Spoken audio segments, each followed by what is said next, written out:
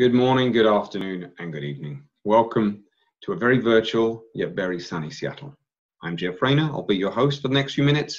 I'm going to take you on a tour around Seattle, a tour into VR, and a tour inside my mind, where the goal is to try and help you build a solution similar to what we've done here for the Space Needle. And it's one of the most experienced virtual reality solutions for tourism in the world.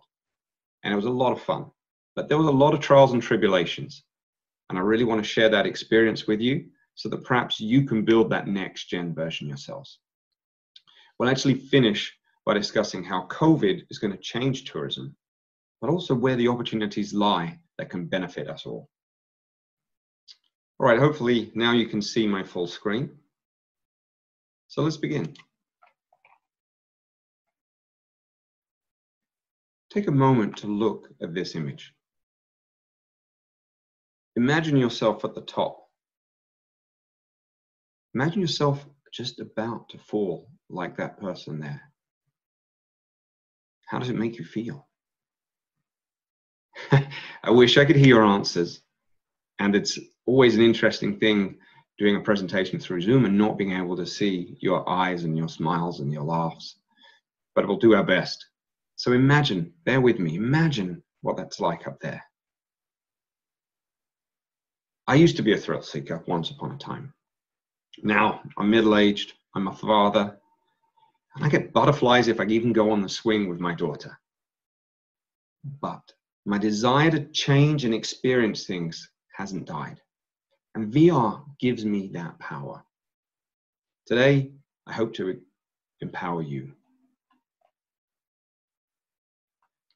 And mixed reality. We've worked with numerous museums, exhibitions, and tourist attractions, particularly in the Pacific Northwest, but across America and actually the world as well, including Pacific Science Center, MoPOP, Macassid, Battleship Iowa, and more.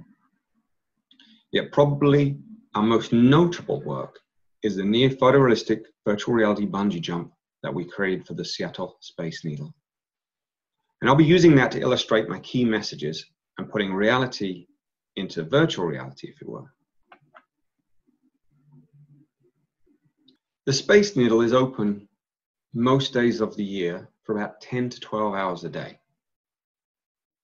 In the tourist season, up to 10,000 people visiting.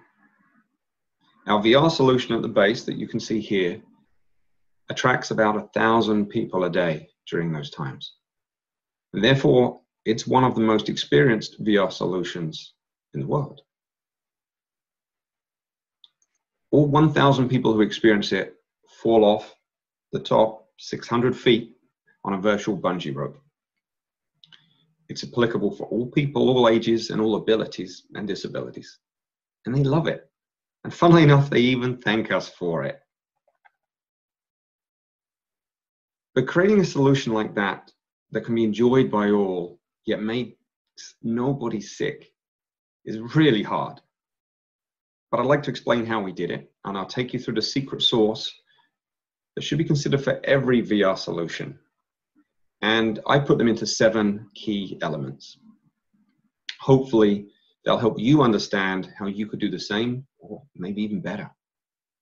Let's begin with a first-hand experience of this gentleman with a family who was on the soft launch opening day.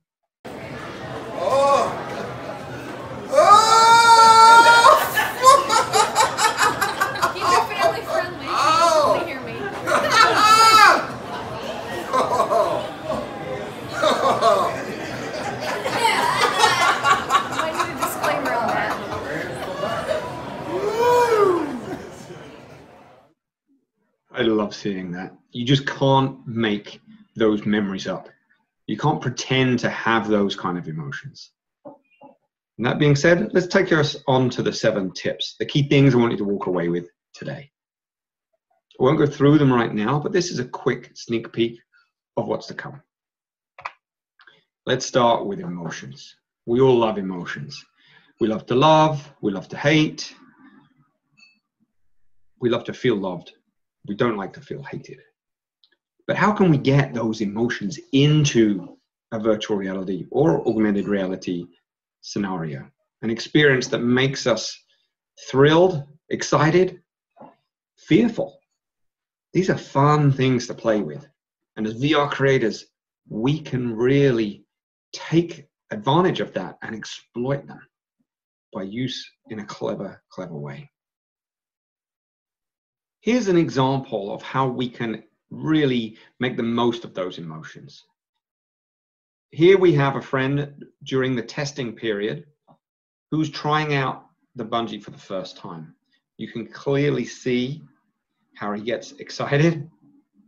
And again, these are things that we can't make up, but are so much fun, and that also turn VR into a spectator sport. Wow. Whoa! Oh my God.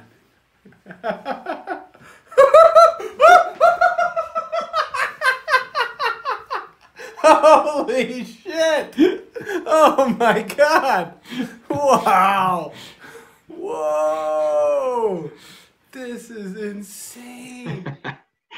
What's not to love about that? Whether we'd like to admit it or not, most of us love fun facts, trivia, little nuggets of our life that we can share with others. The beautiful thing with VR is it packages those nuggets of information, gives you experiences and therefore memories that you can share with others. In the next example, I'm going to take to the top of the Space Needle and show you how we leveraged exactly that. We take a concierge, give you some fun facts, ensure your safety, and give you an idea of what's to come to build that intrepidation and also teach you along the way. Welcome to the Space Needle Bungee Jump VR. Hold on as we take you up to the top of the needle.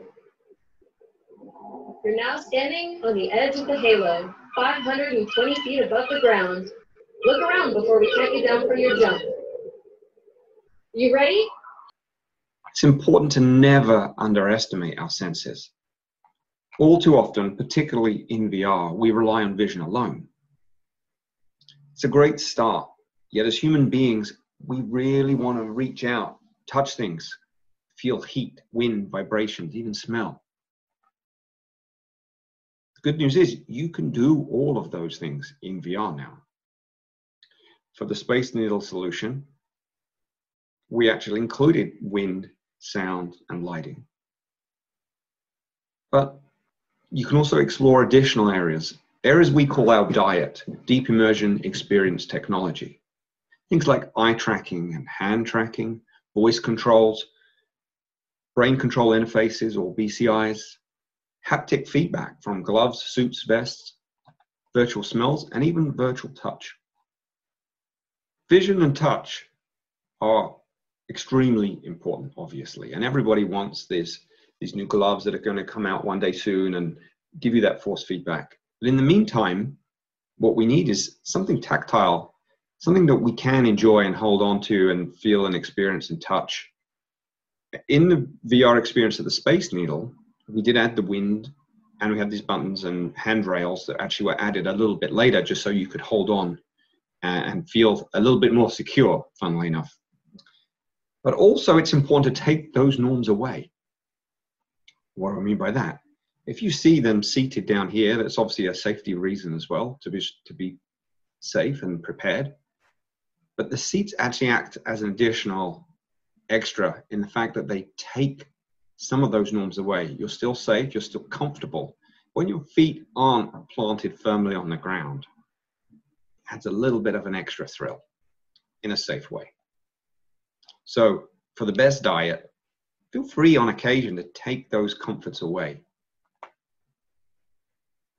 Technology, of course, the backbone of a lot of what we do.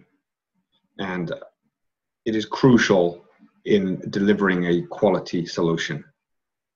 But how do we create a realistic city and make it work in virtual reality? Certainly no easy feat, but it can be done. We did it, and so can you. Let's have a look at how we accomplished it. There's a lot of different tech integrations and different softwares and things that we used. But in a nutshell, we use 2D imagery and maps. We use photogrammetry and drones. We use 3D terrain and buildings that we created. We use something called Panocan imagery, which is the very top of the Space Needle. There's a camera that whizzes around and takes non-stop photography all day, every day, since it's been up there several years. It's amazing, and we integrated that into our solution at the distance. We also created a skybox so that we could adjust the weather patterns as we so needed. And all of this sits on top of Unity, about 75 gigs worth of information that we actually managed to compress and compress and compress and get it into a solution that works on most common machines that support VR. Don't need a supercomputer anymore. Taking that to the next level, obviously, behind those buildings, there was a lot of work that had to be done. We take the Space Needle. The initial renderings we got from the architects were actually about 10 million polys. Now, if you know anything about VR, 10 million polys will give you a really bad frame rate. It also means you can't do much in your scene because the file sizes are huge. So we had to try and optimize that. And through several iterations of optimization, we managed to get it down by 97%. This little blue icon over the top here shows you how we managed to achieve that by simplifying these models down, making them efficient so that you can use them in VR. That was wonderful, but there was a problem. That Space Needle right over there is just the beginning. What we needed to cover is about 10 square kilometers as far as the eye could see in most directions. We did that by breaking into several zones, about 9 actually to be specific, and we had about 8 people working on this continuously. But the red zone is where we had to make everything look absolutely beautiful. And I'll go on in a moment to explain a little bit more about how we did that. The bluer areas were kind of the medium quality, and then you have the purples and the whites and the grays where we could get specific with certain buildings, but not worry too much about the finer details. Here's a great example of where we had a building that needed some improvement based off of our early version. And what we found is people jumped off, and you would stare sometimes at the different buildings, and if it wasn't quite right, there was something a little bit inaccurate about it, your brain picks up and wants to say, that's wrong, this is fake, and it breaks that illusion. So anything in the immediate vicinity of the jump itself, we try to make as realistic as we possibly could. And that means revamping almost every building within about a 1 kilometer radius, as well as adding details like trees and shrubs and cars. We fixed the roads, we added people, and even shadows and lighting to really reflect the real world scenario. We even put 19 cranes around Seattle that actually would mimic the real color, shape, and size of what they were today. Glass. If you've dealt with glass in VR, it can be problematic. Around the Seattle center, there's a lot of glass. This is a real problem. However, we were able to trick our eyes by using special techniques. As you can see here, not only did we recreate the glass house, we also created the glass structures around it. But this is a beautiful, beautiful structure by Chihuly. But what we actually did is we managed to just build several, I think 4 total, different billboards that give the illusion it's a big, big sculpture, and in effect, it's really very small. Finally, there are some areas around Seattle that are just iconic landmarks. Mopop is one such example that we just had to polish up to make it look really fantastic.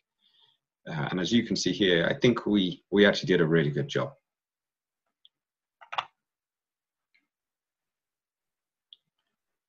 Let's also not forget the hardware side of the tech, right? If we go back to this picture here, we put people in this glass tube. There's lots of people moving all around you in all directions. How on earth are we going to get VR to work? Right? There's glass, there's reflections, there's things that are moving, there's nothing that's stable. You're actually hidden inside this room, so having cameras and things around is going to make it tricky too. However, from testing and optimization, we're able to use the Samsung Odyssey, as you can see here, as well as just a pretty much everyday laptop at the end of the day that would work. The other thing about it is choosing the right hardware is crucial, not only for safety and efficiency and stability, but also for health. With a lot of people putting on headsets, and this is going to be something we come back to later, this is a real problem. We actually ended up using the Samsung Odyssey at the time, and the reason being it was very easy to clean. It obviously didn't require any cameras, and yet it actually kept an amazing ability to understand the environment around you. With over 1,000 people using this a day, it's important that the tech runs smoothly. Humanity, something that's very near and dear to my heart, and also an imperative of the Space Needle as well. So what do we mean by that? We mean making our solution as inclusive as it possibly can be. So something that works for almost everybody of any age, ability, or disability. But how can we ensure all of these different people with all of these different backgrounds enjoy this experience? After all, it's a bungee jump, and you're going to fall 600 feet into the air. Sounds crazy, right? But it is absolutely doable. And the key is testing it and letting people experience it and try it and tell us what they like and what they don't, and adjusting it accordingly. In addition, you also learn a lot by looking at the inclusive nature. For example, we added in the tutorial thing at the top because of certain people had eye or ear impairments and they wanted more details. And we realized making it better for them actually made it better for everybody. We also look at that approach. Originally, we didn't even think about doing a bungee jump. It was just one of the ideas. And we tried lots of others, from a drop, a bungee, Jetson's tube, where you spin around, a wingsuit that enables you to fly wherever you want to, or a space rocket that actually launches straight up, takes you into the atmosphere. All great ideas, disastrous results. When we tried them, the first thing, the drop just made you sick. The bungee was just not comfortable. The tube just was horrible, spinning around 600 feet. The wingsuit was great, but if you weren't a master of it, you just felt very disorientated, etc. So the key was trying to figure out what we could do and tweak to make it more appropriate for everyone and make it comfortable for everyone. So what did we do? We tested a lot, a crazy amount. Not just to us, but also anyone we knew of that was in our close circle that wouldn't tell the world what we were doing. And that was fun. But the team were really up for getting super involved and trying stuff. We did 4 key things that I think were very differentiating. One, we actually reduced gravity by about 50%. That means when you do the jump, you take twice as long to fall. That makes it a lot more comfortable and a lot less jarring and a lot less scary, but still gives you a thrill and a feeling of falling. We also were very specific on the timing. We wanted the timing at the top of the halo, which is around the ring. Wanted that to give you enough of a thrill and a chance to look around, but not too much that you would kind of get bored, right? So timing was crucial. The same thing for the descent. We didn't want you bouncing up and down for 5 minutes. We wanted you to feel like it was a good, solid solution that was short and punchy, had your experience, and you moved on. And that obviously is great for tourist solutions too. They don't want people having really long experiences. They want to keep lots of people going through and giving everybody a good time.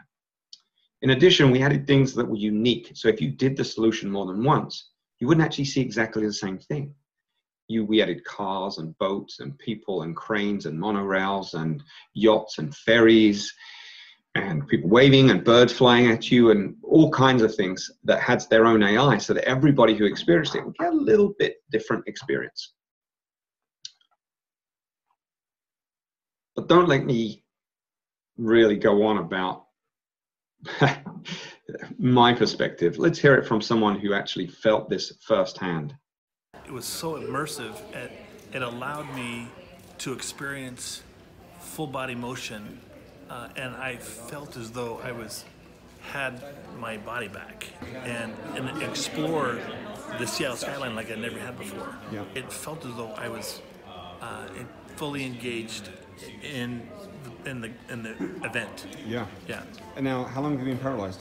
45 years. 45 years. Wow. Could you feel anything in your legs? I was feeling it appeared like I was on my knees. Yeah. And I felt my hip flexors. Yeah. And my torso, and as if I was using it again. Obviously not, but I had the sensation that I was fully in the moment. Wow. That's just so fantastic to see and hear. And when you're a creator of a solution like that, getting that kind of feedback where a man who had a disability, has been paralyzed for 45 years, was able to feel things in his body again, yeah, it brings a tear to my eye. I've seen it 100 times and I could still watch it another 100. In order to get there, team is everything. Having the right team with the right skill set obviously is pretty crucial. But the great thing is there's a lot of stuff out online too, makes it easy to read up. Unless you're doing something cutting edge, in which case there is no information out there. There's no instruction manual to follow about how to do some of the things that we're trying to do. So you need a good, solid team, and you need friends and friends of friends who can help and come up with ideas. This is our team. There's a good array of people, a good array of ages, good array of backgrounds, all added value, individual value to the experience. There wasn't a single person on the team who didn't add something. It was amazing. But these people have different job roles as well. So we have 3 coders, a few graphics people, we have research, storytelling, project writing, etc. There's a real good group of people with different perspectives that all added value. However, there were still gaps, and that's where the partnerships and that co-opetition come in. So here you can see 7 different companies that we actually worked with in order to get this done. Panox did imagery and the PanoCam. PLW helped us with the base 3D mapping. Graphics did the hardware, the tubes, the fans, the air blowers, etc., and the safety side of it. Liquid and Loom came in later and actually helped us turn a new solution, which was a real-time 3D video animation. As you did the Bungee experience, as you came out, your phone would be pinged and you'd have a video on your phone of your experience. Real-time 3D face, really, really fun. And if you go to the Space Needle, you can see it. Closure is an area that is often overlooked and very often forgotten about. Yet experiences really need to have structure, a beginning, a middle, and an end. You can consider achievements, accomplishments, and even notifications of failure. These are all ways to say it's the end. And in the right scenarios, actually encourage you to have a redo, have another go, drive you to come back. In the case of the Space Needle, at the end of your experience, we slowly fade to a verbal and a written statement saying that you've finished. Now, please take off your headset and have a great day. It's very simple, yet it ensures people know their experience is complete. Similarly, when you first put on a headset, you smile. But when you take the headset off, if your experience has been fun and you know it's come to the end, as you take that off, you smile again. You realize you've survived, you've faced your fears, and you've come out the other side better for it.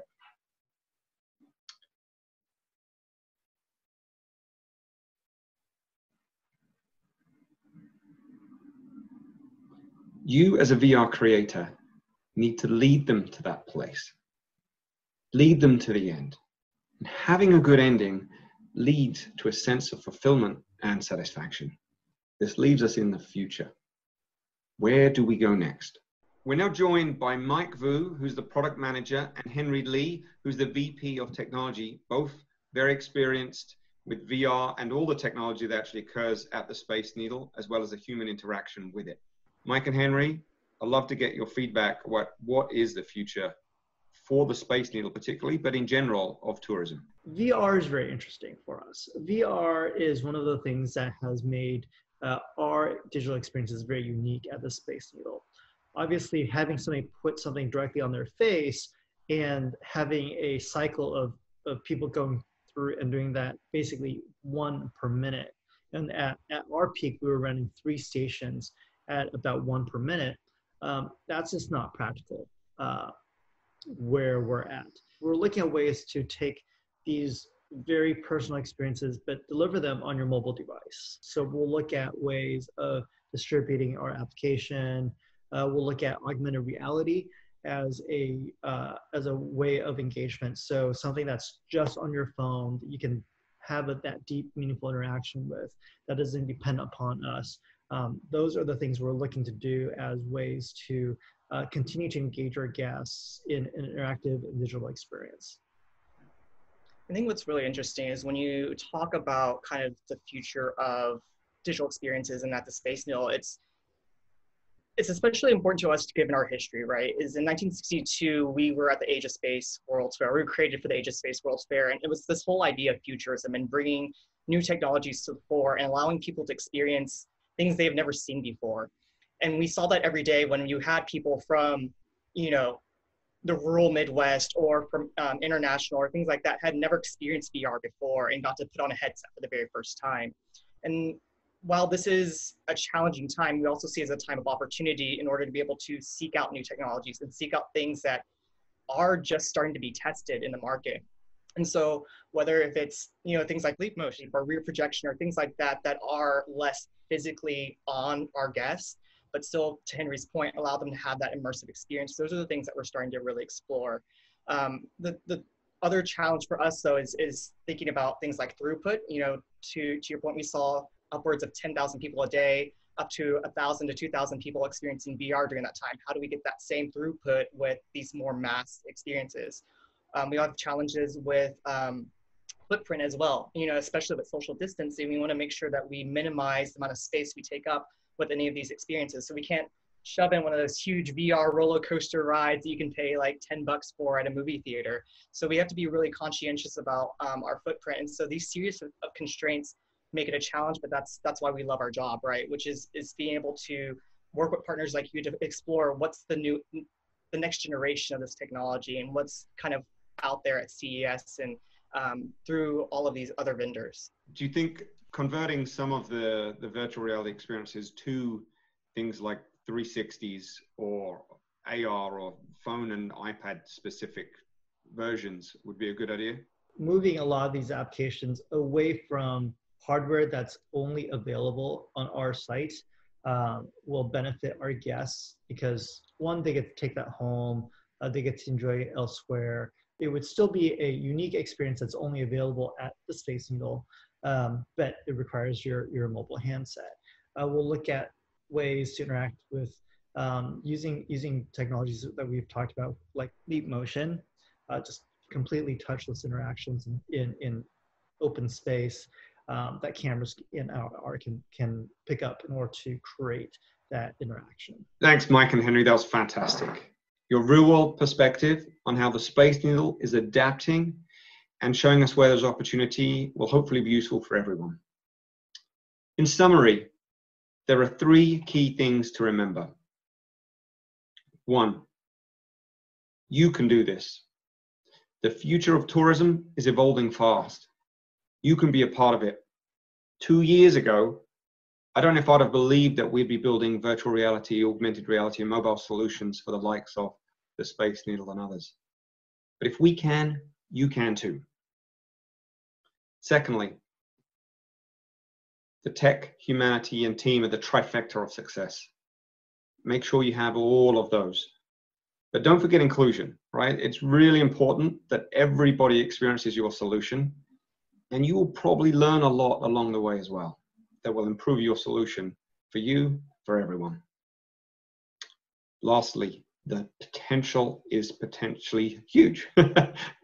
Whether you're looking at AR or web AR, which is really becoming popular now with a lot of our clients, we've been talking about interactive projection mapping by using things like the Connect for your body, Leap Motion for your hand tracking, or the Ultra Leap for haptic touch. These are ways you can interact with objects that don't really exist and that typically aren't being used much today. But we're sure in times of COVID, they're going to be a lot more prevalent. Also, virtual tours, which have been around for a while, are now becoming much more powerful with interactive quizzes, treasure hunts, and even the integration of the AR that we've spoken about before. One of our clients just recently tested it out and found they had 10,000 new people to their website the very first day they tried it. So there's a lot of potential here, and it opens the doors for everyone, not just nearby who can typically visit these places, but everyone all around, and even great for schools and education too. The future is scary. There's no doubt about it, but it's also very exciting. We're going to have some more news coming up soon, but please keep exploring, keep creating. My name is Jeff Rayner. I hope this talk was informative. Please feel free to reach out by any means, anytime. Cheers.